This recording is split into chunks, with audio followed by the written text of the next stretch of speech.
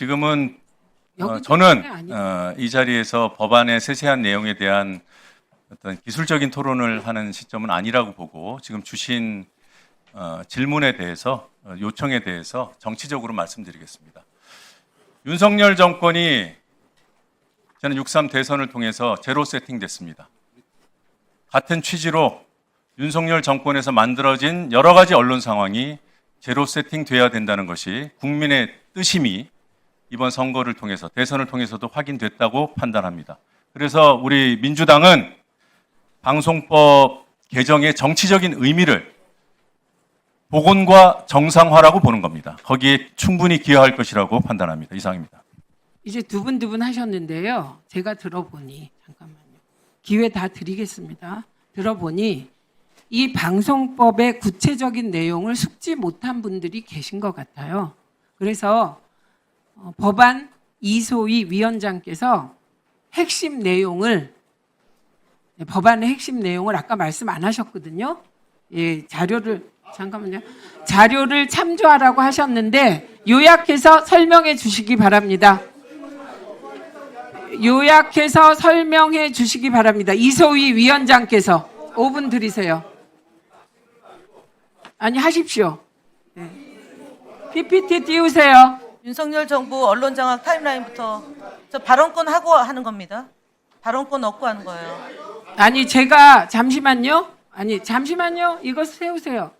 제가 지금 양쪽 두 분의 말씀을 들었습니다. 그런데 법안 숙지를 못하고 오신 분들이 계십니다. 그렇기 때문에 아까 이소희 위원장께서 내용은 단말기를 요 자료 참조하라고 하셨는데 요약해서 말씀해 주시고 저는 개인 한 분이라도 숙지하지 못한 분이 계시면 숙지하셔야 한다고 생각해서 시작하십시오.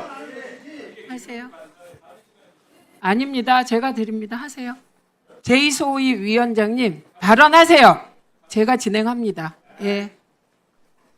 그 윤석열 정부의 언론 장악 PPT 띄우세요. PPT 띄우시라고요. 예. 2023년 5월 30일 날 한상혁 위원장을 면직을 하고요. 그 다음에 전 그렇게 안 봐요. 빨리 하세요. 2023년 8월 PPT 띄우세요. 왜 PPT 내려? 앉으세요. 회의 방해하지 마세요. 제 발언 시간에 지금 발언하는 거예요. 왜? 제가 국민들에게 설명하는데요. 국민들과 공유하려고 합니다. 5분에서 다시 왜 발언 시작합니다. 내용까지 가이드라인을 잡아요? 제가 아니 앉으시든지 나가시든지 하세요. 왜 발언을 방해합니까 지금? 제 발언 시간이잖아요. 근데 다 바로 제가 아까 뭘 만들어요? 이상위원님 이소희 할 때 나가셨잖아요. 나가셨어요. 아니 나가셨다. 이소희 때 나가셨다고.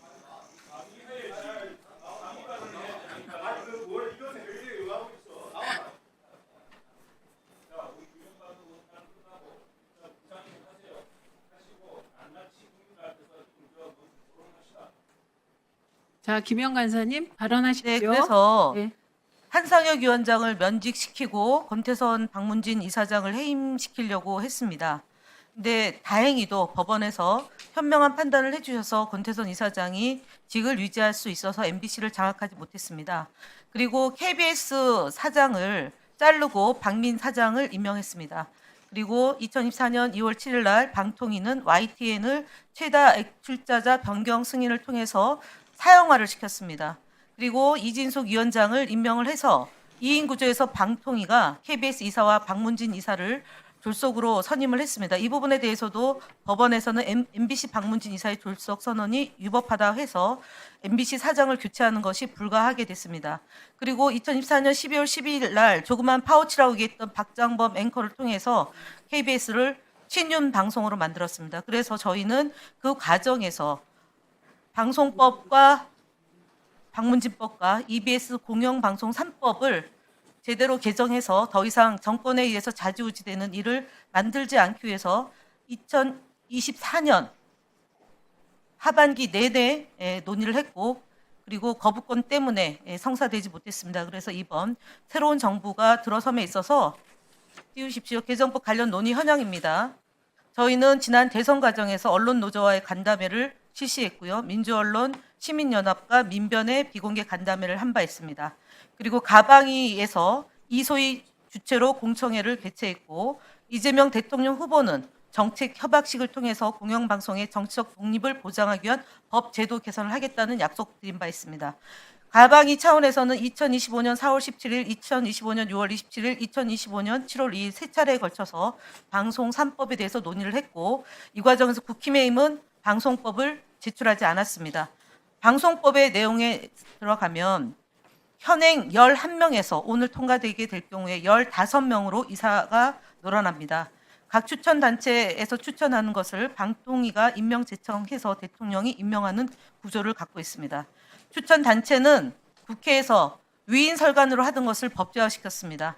그래서 국회 교섭단체 추천 몫으로 해서 비율을 배정해가지고 국회 추천 몫으로 하고, 시청자위원회, 방송법에 명기되어 있는 시청자위원회, 시민사회단체, 법조계 등이 포함되어 있는 시청자위원회 10인에서 15인으로 구성되어 있는 국민의 대표성을 갖고 있는 시청자위원회에서 민주적으로 2명을 추천하는 것으로 준비를 하고 있습니다. 종사자 대표는 임직원을 포함해서 가반 이상을 얻는 3사람이 종사자 대표로 이사가 될 수 있습니다. 학회는 공신력 있는 방송 미디어 학회 3학회에서 2명을 추천하는 것으로 하고 있습니다. 법조계 역시 방송통신위원회 규정과 방송통신위원회 방심위 기타 심사위원회 규정에서 법조계 대표를 받은 사람을 저희가 추천단체로 하고 있습니다. 그리고 임기는 3년으로 가고 연임이 가능합니다. 사장 추천위원, 후보 추천위원회는 사장을 추천하는 것이 아니라 사장 후보를 다수로 추천해서 이사회에서 제청해서 국회 인사청문회를 통해서 대통령을 임명하는 절차를 밟고 있습니다. 여기에서는 KBS, MBC는 그동안 사장 후보 추천위원회를 두어서 진행해 왔습니다. 이것을 의무화시키는 겁니다. 방송 3사, 공영방송 3사, KBS, MBC, EBS 한해서 사장 후보 추천위원회를 두도록 하는 겁니다. 절차는 특별다수제와 결선투표제를 도입합니다. 이 내용은 방송법에 적용이 되는 KBS와 방문진법에 적용되는 MBC와 방송교육법에 적용되는 EBS가 공이 같이 적용되나 이사회 숫자의 약간의 차이로만 차이가 있습니다. 그리고 방송 사업자에 대한 보도 책임자에 대해서 넘기십시오. 사업자는 독립성이 보장된 상황에서 공정하고 공개적인 절차를 통해서 보도 책임자를 임명한다라고 되어 있습니다. 보도 책임자는 방송 사업자의 대표자가 보도 분야 직원 과반수의 동의를 얻어서 임명하도록 그렇게 명문화시켰습니다. 지금 문제가 되고 있는 보도 전문 채널과 채널에 대해서는 저희가 그동안 앞서 얘기했던 2024년도 2월 7일 날 불법적으로 진행된 보도 전문 채널에 대한 규정을 좀 더 강화시키기 위해서 앞서 노정면 의원이 상세히 설명했기 때문에 그 부분에 대해서는 제가 추가로 얘기하지 않겠습니다. 그리고 부칙에 대해서도 이것은 효력이 발생하나 만약에 다음 이사까지 정해지기 전까지는 현재 이사가 권한을 대행한다라는 것도 부칙 조항에 넣습니다. 저희가 말씀드리고 싶은 것은 그동안 방송 3법은 2016년부터 논의가 됐고 성사를 못했던 법이 지금 이번에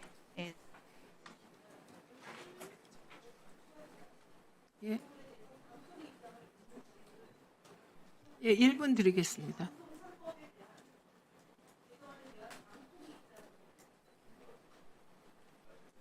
다시 드리세요. 마이크 드리세요. 네, 그래서 방송 3법 개정안에 대한 방송통신위원회 입장에 대해서 이진숙 위원장이 답변해 주시기 바랍니다.